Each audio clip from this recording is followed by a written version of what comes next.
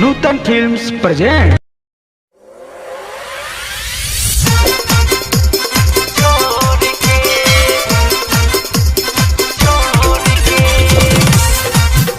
Triple S studio New Delhi.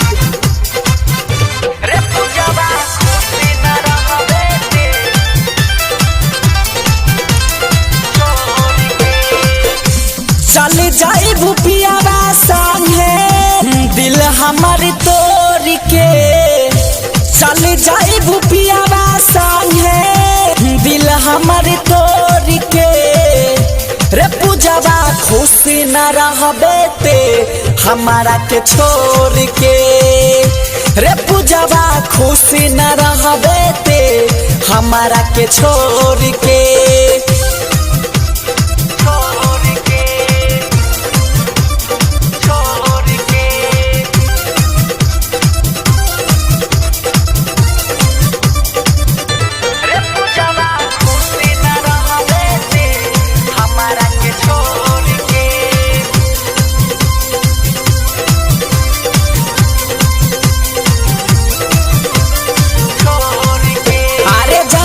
जन्म के रहे तुमसे नहाता काहे तू भइलू पराई हो।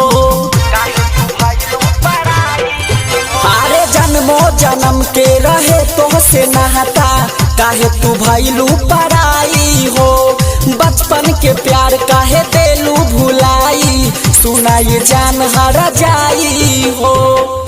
तन कौन सोचलू जाइबू तू मुँह मोर के, तन को न सोचलू जाइबू तू मुँह मोर के।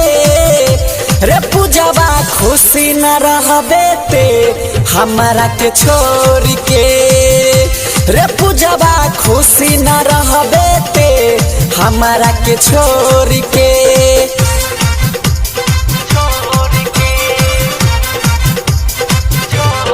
Triple S studio New Delhi.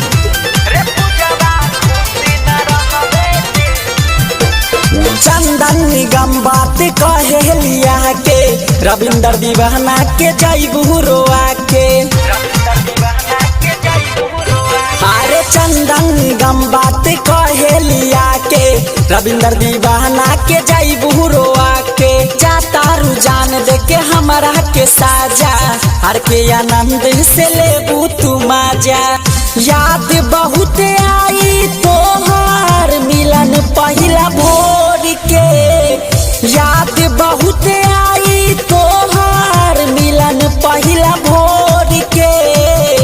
रे पूजावा खुशी न रहबे ते हमारा के छोड़ के, रे पूजावा खुशी न रहबे ते हमारा के छोड़ के।